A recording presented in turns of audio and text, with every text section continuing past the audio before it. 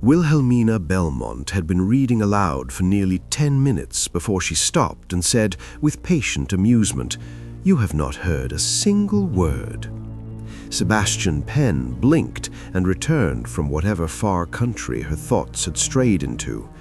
Mina watched her over the rim of the book, one brow raised in quiet triumph. "I have," Seba said at once. "You have not. I heard enough to know the woman in it will ignore every warning she is given and walk straight into disaster." Mina's mouth curved. Sunlight lay warm across her cheek and caught the ribbon at her wrist. Brightness always seemed to find Mina first and settle there as if it had been invited. That is not the same as listening. It is the same as understanding. No. Mina slipped one finger between the pages of the Legends of the Sea and closed the book softly over it. Understanding would require your mind to be in the room. It is in the room? Then tell me what the drowned oracle left upon the shore. Sebastian leaned her head back against the cushioned window seat and stared up at the painted beams as if the answer might be written there. Mina waited. At last, Seba said, "Something poetic." Mina laughed. The room brightened with it. Below the open window, the Belmont Gardens lay in the mellow gold of afternoon. Clipped hedges, pale gravel, roses just past their best, bees moving drunkenly through the lavender by the wall. Somewhere beyond the stable yard, a groom shouted after a horse and was answered by a sharper shout in return. The whole house hummed with that soft summer idleness that made every hour feel borrowed. "You are hopeless today," Mina said. "I may as well have been reading to the curtains." The curtains would have appreciated it more.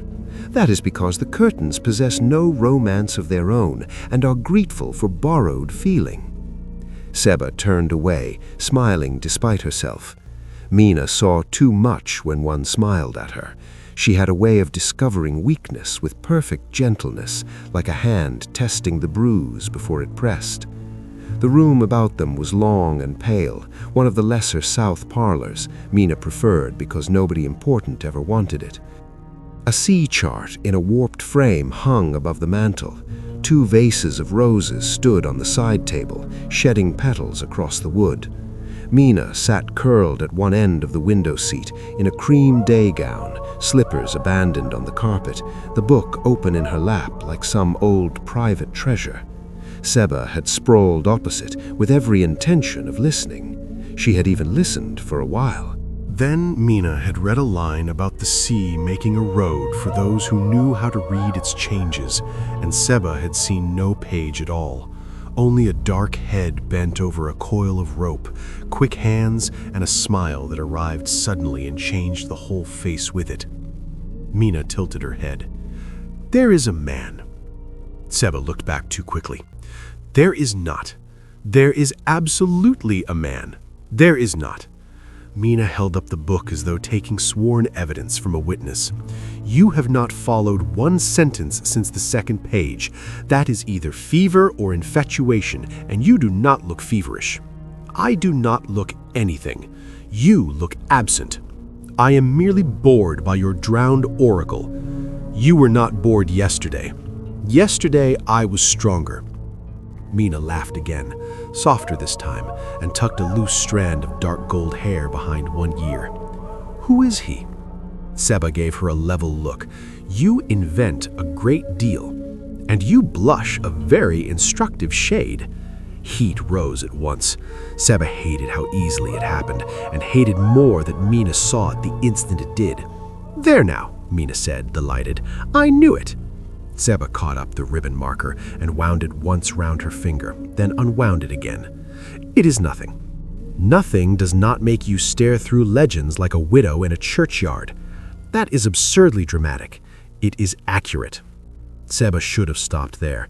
She knew it even then. But there are things one only ever wishes to say in the presence of someone who feels safe, and Mina had always felt safe. Safe as shade, safe as confession after dark, safe as the second half of a laugh. So Seba looked down at the ribbon between her fingers and said, much too quietly, "His name is Kit Holloway." The teasing went out of Mina's face. "Kit," she repeated. "He is a sailor," Seba said quickly, as if that explained everything and excused nothing. "Not some gentleman from court or parliament, not one of those polished fools my mother keeps trying to lay in my path as though I were a parcel to be exchanged." Mina's smile returned in a glimmer. "A sailor. That alone is worth 3 chapters more than my oracle." "He is not interesting because he is a sailor. I did not say interesting." "You meant it. I meant unusual." Mina set the book aside. "And perhaps handsome, because you have gone very solemn all at once." "That is not the point." "Then he is handsome." Seba turned toward the window to hide herself. Somewhere below, a gull cried. "He is not ugly. That is as good as a sonnet coming from you." "He is clever," Seba said, before Mina could press harder. "Far cleverer than any of the men I am expected to admire. He listens, he remembers, he does not flatter from habit. When he speaks because he has something worth saying." Mina went still. Seba did not notice. She was hearing Kit too clearly in her own mind. The low warmth of his voice, the quickness in it when caution slipped, the way amusement touched his mouth before it reached sound. "He has seen more of the world than most of them ever will," she went on. "Storms, ports, foreign ships, traders from half the earth. He knows the names of currents. He can look at the sky and tell you what it will do. He has that infuriating sailor certainty that makes one want to argue with him simply to see whether he will smile." Mina's mouth twitched. "You are very decided for a woman who insisted there was nothing to discuss." "I am only saying he is not dull." "No, he does not sound dull." The sunlight had shifted. It now lay across Mina's throat and caught in the fine chain there. Mina had always thought Mina beautiful in the thoughtless way one took weather for granted. It was other people who made it into an event. "Does he know?" "I have no idea." "Does he suspect?" "I have no idea." "You must have some idea." "He is kind to me. That is not the same as being in love." "You are unbearable." "And correct." Seba looked at her in profile, at the calm line of her nose, the soft concentration in her eyes, and felt a reckless urge to say everything. How Kit had spoken to her without deference, how he carried the sense of a wider world about him, how she had thought almost at once that she could build an entire private country out of the sound of his voice. Instead, she said, "He is different with me than with others." Mina glanced over. "That is the beginning of all trouble."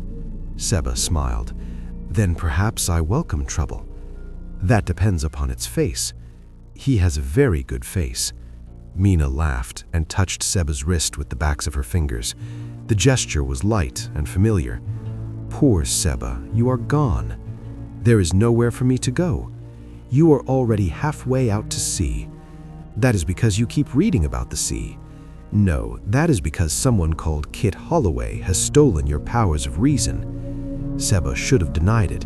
Instead, she heard herself say, almost shyly, "You would like him." Mina's eyes lifted. The room seemed to pause. Outside, a small wind moved through the roses and made the light tremble against the glass. "Would I?" Mina said.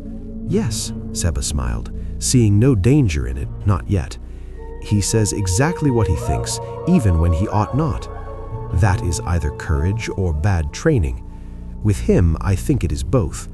Mina traced the gilt edge of the closed book with one finger, thoughtful now. "And where did you find this dangerous marvel?" "At the lower quay. My brother had gone down on some useless errand, and I went to escape a luncheon. We fell into conversation." "Fell?" "Yes, fell."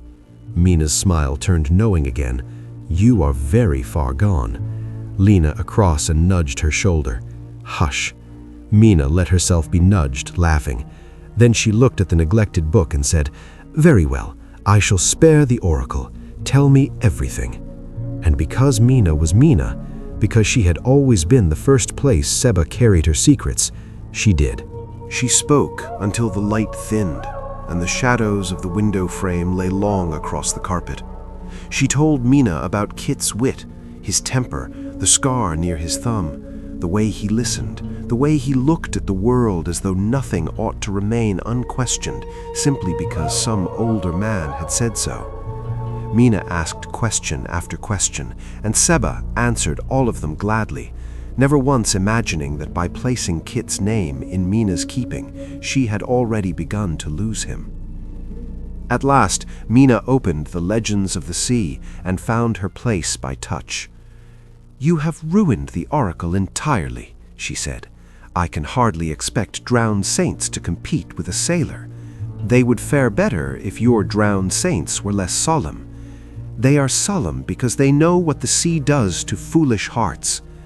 Seba laughed and turned her face to the fading gold beyond the window, carrying that bright, reckless certainty which made the world feel not larger, but newly possible. When Mina began to read again, Seba listened this time, not to the words, only to the warmth in Mina's voice, and to the sweet, foolish certainty that she was loved and safe and had placed her happiness in the hands least likely in the world to harm it. Morning in London came grey and uneasy. Carts rattled across the cobbles below the Black Hart. Smoke and river damp pressed low between the buildings. Upstairs, one room remained firmly shut. The chamber smelled of wax, travel, and the stale heat of a night not long finished. Cloaks hung over a chair. A half-open case lay near a dying candle. Beyond the window, a crier had begun his morning circuit. On the bed, Henry Harrow bent over Vale with the lazy possessiveness of a man who mistook access for victory. His mouth found her throat again, claiming what he already imagined he owned. Vale let him, not from softness, from practice. Outside, the crier's voice rose clearly through the glass. "News from the coast, Greymark, a week since the Duke's son was taken." Vale went still beneath Henry, though she did not let him feel it.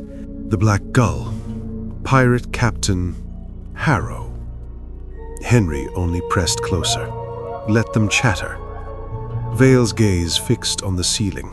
London had already chosen its version of events. She could hear it in the crier's rhythm, in the tightening around Duke and Pirate and Harrow. The city liked its stories simple, and simpler still when blood and rank improved them. Henry lifted his head. "You heard that?" "I heard." He gave a faint, satisfied smile. "London loves a monster."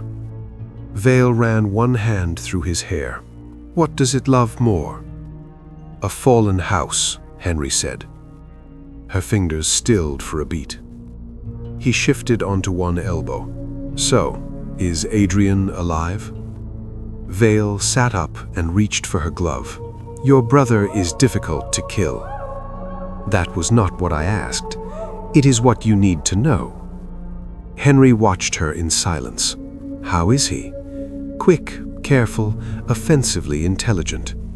"Intelligence does not help much with pirates, does it not?" Vale drew the glove over her fingers with precision. Within days, he freed 6 Black Gull men without drawing a blade. Henry frowned. "How?" "A forged paper, a measured voice, 30 seconds of hesitation from a watch sergeant who mistook confidence for authority." "He did that?" "Yes, and Corvin Vane still kept him." "Not quite. Your brother has done what he always does." The laziness went out of Henry's face. He made himself useful. "He made himself necessary," Vale said. Henry looked away, jaw setting. "Of course he did. Give Adrian a week and men start thinking they need him." "A week ago this was simple. Now it is useful." "For whom?" "For whoever understands that trust is only another kind of rope." Outside, the crier called the names again: Duke's son, Pirate, Black Gull, as though each were a nail driven into wet timber. Vale rested her hand on the latch. "Dress yourself. London wants a monster, and if your brother made himself valuable to that monster—" Henry's expression sharpened. "Then what? Then we follow where he leads." "And Adrian?" Vale opened the door. Alive, frightened, useful. Then she left him with the city's noise rising below like floodwater. The latch turned. Adrian looked up as Vale entered carrying an old storybook, a sheaf of blank paper, and a small bottle of ink set neatly upon a tray. A bodyguard came in behind her, broad and silent. Vale laid everything on the table and smoothed the top page flat with one gloved hand. "Sit," she said. Adrian remained on the bed. "You have brought writing materials. How thoughtful." Henry tore the missing pages from the book. "You will write them down for me." His mouth bent faintly. "That assumes you remember them." "It assumes you remember perfectly." She laid the quill across the blank page. "The missing stanza, the fold-out, the notes in the margins. Write them." Adrian rose at last and crossed to the table, though he did not sit immediately. He looked down at the paper, then at her. "You speak very confidently for a woman handling a nursery tale." It ceased to be a nursery tale the moment someone chose to mutilate it. That checked him for an instant. He sat slowly. "And what do you think it is?" Vale regarded him in silence, then said, "Something hidden beneath a story, because stories are easier to dismiss." Adrian lifted his eyes. "A place, then?" The bodyguard moved before she did. He seized Adrian's shoulder and drove him forward against the table. Adrian caught himself with a sharp breath as the man pinned one hand flat to the wood. Vale slid the quill closer. "You mistake my patience for softness. Right." Adrian tried to wrench free. The guard only pressed harder, grinding bone against timber until pain flashed white through Adrian's arm. "I do not remember," he said through his teeth. Vale gave the bodyguard a brief glance. He does not need his legs to write the missing pages. The man's grip shifted. Adrian heard a scrape of boot behind him and felt the threat move lower, become immediate and ugly. His breath caught before he could stop it. Vale watched him without warmth. "Your hand matters. Very little else does." He swallowed, then let out a thin, breathless laugh. "So that is your method. Not elegance, after all." "No, efficiency." The pressure eased just enough for him to move. Adrian stared at the blank page, then took up the quill in unsteady fingers. Vale leaned nearer. Right. Ink touched paper. He wrote a single line. "When the tide holds its breath and the bright mouth sings." Vale looked down. "That line survives." "Yes," Adrian said. "Then why write it?" He raised his head. Pain had drained the color from his face, but not the sharpness from his eyes. "To see whether you noticed the mouth." Silence. His pulse kicked once. Not a song then, an opening. Vale's gaze altered. Too much, Adrian thought at once. He set the quill down. "You want the landing." For a moment she held his eyes. Then she lifted the page.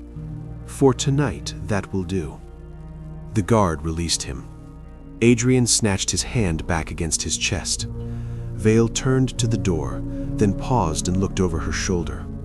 "If you will not give me the missing pages, you will still be useful." She opened the door. Men are easiest to move when they believe they are rescuing something. Then she left him with the blank paper, the throbbing hand, and the unmistakable shape of the trap beginning to close. The lead had cost him 2 sleepless nights, 3 false trails, and a coin purse emptied into the hands of men who lied for a living. By the time Corvin found the barn, the lane had ceased to be a road at all.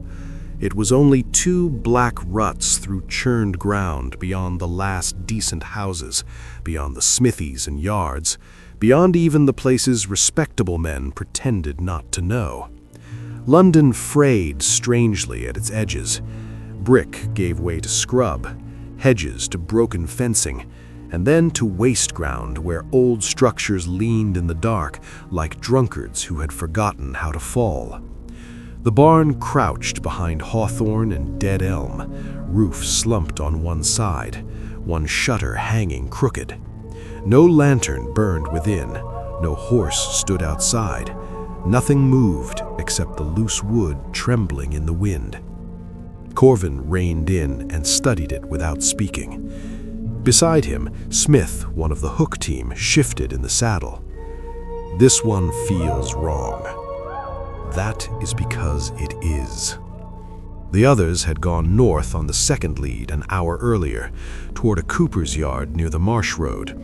Corvin had split them not because he liked it, but because time had begun to behave like a blade.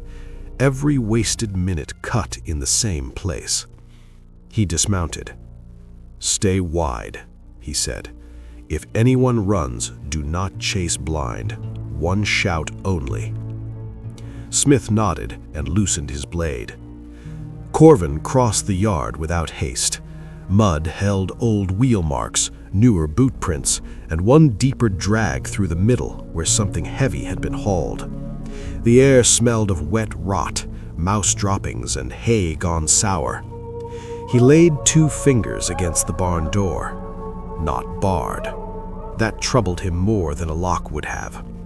He drew his pistol in his left hand, sword in his right, and pushed the door inward. The smell met him first. Straw, damp, blood though not fresh, tallow smoke, faint and old. Beneath it all, something sweeter, harder to place, like dust warmed too close to flame. The darkness resolved by degrees. A broken stall, a collapsed feed bin, a loft ladder with one rung missing, a lantern guttering low near the back post. And there, tied to a chair beneath it, head bowed, wrists bound behind him, ankles lashed, a strip of cloth knotted cruelly across his mouth, sat Adrian. For one beat, Corvin did not move. The world narrowed violently, it felt like a blow. Then he crossed the barn in 3 strides. "Adrian!" The captive flinched hard at the sound, then lifted his head. Lantern light found him in pieces. White hair fallen across his brow, skin pale beneath bruises, mouth pinned by the gag, eyes dazed, then suddenly bright with such raw relief that Corvin felt the air leave his own lungs. Behind him, Smith muttered, "Christ." 2 men came out of the dark at once. One lunged from behind the feed bin with a cudgel, the other dropped from the ladder with a knife. Corvin fired before the cudgel had fully risen. The blast cracked through the barn and filled it with bitter smoke. The second man hit low and fast, driving for the belly. Corvin turned, caught the wrist, smashed it against the chair back hard enough to break fingers, and drove his sword under the jaw. The body dropped, twitching. Smith had already taken the doorway, blade up, eyes cutting the dark. No more. "I can cut him loose. Outside." Smith hesitated only a moment, then obeyed. Corvin dropped the spent pistol, knelt before Adrian, and reached for the gag. Easy. Adrian made a rough sound behind the cloth. His whole body was trembling. Corvin untied the knot and pulled the strip free. Adrian drew in air as though surfacing from black water. The corners of his mouth were rubbed raw. A bruise darkened one cheekbone. Another marked the throat where fingers had pressed too hard. Corvin's hands were steady. "Can you speak?" Adrian swallowed twice. "Yes." The voice was faint and frayed. "They kept... I thought you would not find me." Corvin cut the ropes at the ankles first, then the wrists. The cords had bitten red furrows into the skin. Adrian brought his arms forward with a gasp and nearly pitched sideways out of the chair. Corvin caught him before he struck the straw. He weighed almost nothing. No, Corvin thought at once, not nothing. Too much to be held like this without consequence. Adrian's hands clenched weakly in the front of his coat. "I am here." Corvin had not meant it to sound that way. Not soft, not like a vow. But Adrian stilled at once, breath catching against his collar. For an instant, Corvin could feel every tremor in him. The cold in his fingers, the damp in his hair, the brittle effort of a body dragged half awake through fear and exhaustion. "You are hurt." Adrian gave a broken little laugh. "That seems ungenerous of them." Even now, half ruined and still reaching for wit as other men reached for prayer. The relief of hearing it almost undid something in Corvin that had been held under iron for days. He shoved it down. "Can you stand?" "I can attempt a convincing lie." That was not the question. "No," Adrian whispered. "Not well." Corvin slid an arm behind his back and brought him upright. Adrian leaned into him at once, more for necessity than choice, though Corvin could not have said why the distinction needled at him. Adrian's head came near his shoulder. His breath touched the side of his throat, warm and uneven. At the doorway, Smith turned. "Nothing moving. We are leaving." Smith's gaze swept Adrian once, quick and grim. "There's a posting in half a mile east, better than carrying him through open road in this dark." Corvin disliked inns, disliked roofs not his own, walls belonging to strangers, doors other men might open. But Adrian was swaying already, his eyes half closed, his knees near gone twice over. "We take the inn." Smith jerked his chin and went for the horse. Corvin lowered Adrian onto an old bale. "Stay awake." "I am making a heroic effort." "Make a quieter one." Adrian's mouth tried for a smile and failed. In the weak lantern light, his eyes looked strange. Not wrong, only too bright, perhaps. Fevered. Corvin turned to kick the dead man's knife away and saw a faint shimmer dusting the straw near the chair. Gold. He went still. Only a blink of it in the low flame, as though some jeweler's rag had been shaken out there. He crouched and touched it with the back of one finger. Dry. Fine as ash. "Corvin?" He looked up. Adrian was watching him through lowered lashes, pale and exhausted. "What is it?" Corvin straightened slowly. "Nothing."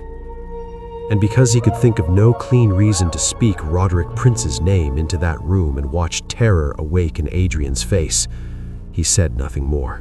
The room at the inn was small. A narrow bed, but enough for two. A fire barely alive in the grate, rain whispering against the window as though the weather itself wished not to be overheard. Corvin stood near the coals with one hand close to his pistol. He had taken off his coat, but not the habit of vigilance. Something restless still lived in him, the echo of the last 2 days spent tearing through London's edges in search of a ghost. Behind him, the bed shifted. "You should rest," Adrian said. Corvin glanced back. Adrian sat propped against the headboard, the blanket drawn around his shoulders. The bruises along his jaw had darkened in the firelight. Exhausted, shaken, half broken from whatever had been done to him, he was still impossibly beautiful. Corvin looked away again. "I am fine." "You are abysmal at lying." "Am I?" "Yes." At length, Corvin crossed the room and sat in the chair beside the bed. For a while, neither spoke. The quiet was not empty, only crowded. Adrian watched him. "You have not slept." Corvin shrugged. "You searched the whole time." He did not answer. The truth of it was plain enough in the mud on his boots and the weight behind his eyes. Adrian lowered his gaze. "I thought perhaps you would stop." "Stop what?" "Looking for me." Corvin leaned back. That was never going to happen. Adrian was silent for a moment. "Why?" Corvin hesitated. Then he said the first thing that would pass his teeth. "You were my responsibility."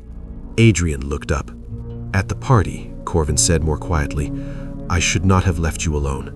The regret in it was greater than he had intended. The room went still around it. Rain at the window, fire settling into red. Then Adrian asked, very gently, "Corvin, have you ever been with a man?" The question hung between them like a match held near powder. Corvin blinked once. "No." "Does it trouble you?" He considered it honestly.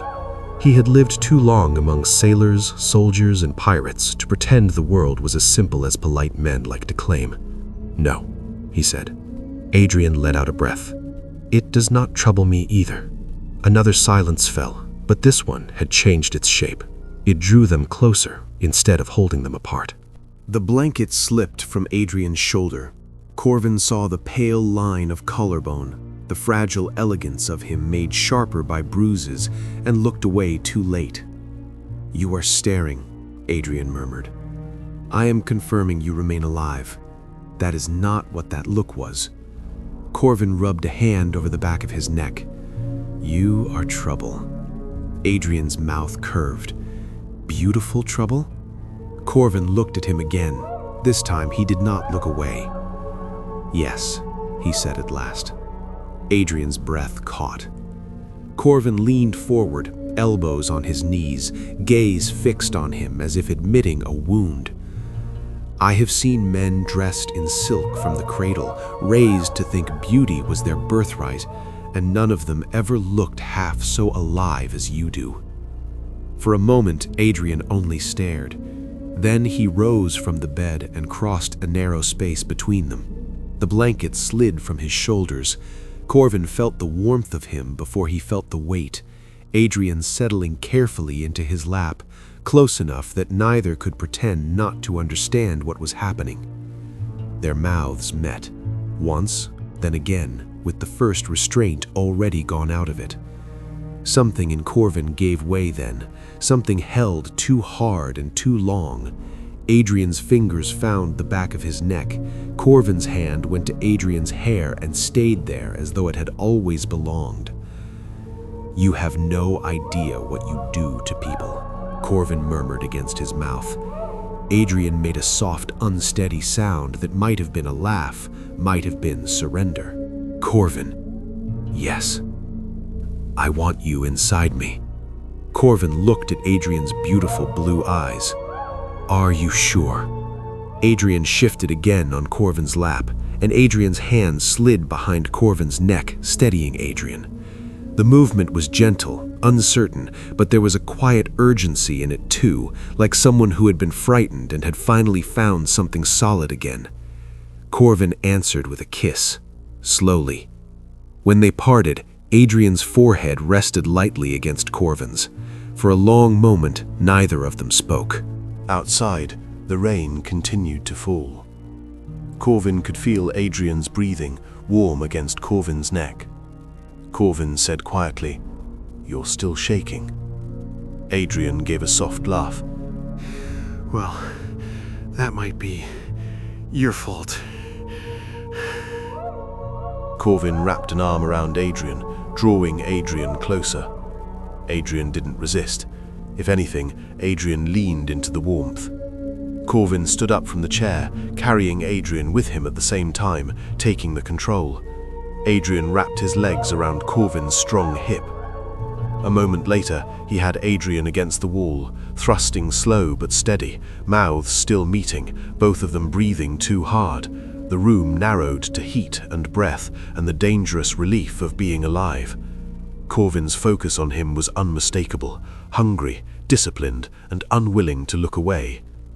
Adrian's fingers clenched at Corvin's shoulders, his mouth opened on Corvin's name, half broken, half bold. A thunderclap broke above the inn so violently the window panes rattled in their leaded frames.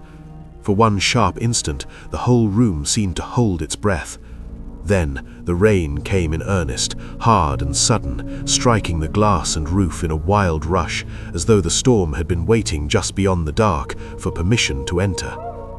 For one suspended instant, Corvin felt him tremble and knew they had come to the edge of something neither of them could stop now. Adrian made a broken sound against his throat, and Corvin felt the last of his control begin to tear loose. Then Adrian smiled. It was only the smallest change, but something in the expression made Corvin hesitate. For a heartbeat, the face in front of him did not feel like Adrian at all. Now I know why he clung to you. Corvin went still. Before he could even process the words, a brutal blow slammed into the door. The frame jumped in its socket, dust shook from the lintel. A voice barked from the corridor, harsh with rain and authority. "In the king's name, open!" Corvin's head snapped toward the sound. His pistol lay on the chair, close, not close enough. Another strike. The lock tore free. The door burst inward and hit the wall hard enough to make the candle leap and the fire cough sparks. Cold air flooded the room. Lantern light came with it. 3 constables entered at once, cloaks soaked, faces set with the hard certainty of men who believed they had arrived exactly where they ought. In the same instant, all 3 raised pistols. "Do not move," the lead officer snapped. "Not a step." Corvin's body reacted before thought could catch it. He tried to pull Adrian behind him, to cover him, to conceal with sheer force of will what the room had already shown. Adrian tore away instead. The movement was violent in its speed. He seized the fallen blanket and clutched it to his chest. His eyes flew to the doorway, wide and bright in the lantern glare. Then his voice broke across the room. "Help!" Adrian cried. "He forced me!" The words struck like a stone through glass. For half a heartbeat, no one moved, not because they did not understand, but because they understood exactly what those words would become. The lead constable lifted his pistol a fraction higher and shouted, loud enough for the hall and the stairs below, "You heard him! The Duke's son says he was forced!" And there, in the spill of doorway light, as though he had been expected all along, stood a 4th man with ink-stained fingers, paper already out, quill already wet, a newsman. His eyes widened, not in horror, but in appetite. Then the quill began to scratch. Corvin stared. Every instinct in him detonated at once, and none agreed. Rage, revulsion, confusion so complete it felt like pain. He looked at Adrian, truly looked, at the bruises, the platinum white hair, the raw corners of his mouth, the terror burning in his face. And beneath all of it, too late, he remembered the gold dust in the barn. Below, voices were rising, boots on stairs, witnesses. And Corvin, bare naked, with the Duke's son recoiling from him before armed men and ink and law, understood in one savage, blinding instant that he had not carried Adrian out of the trap. He had carried the monster into his room.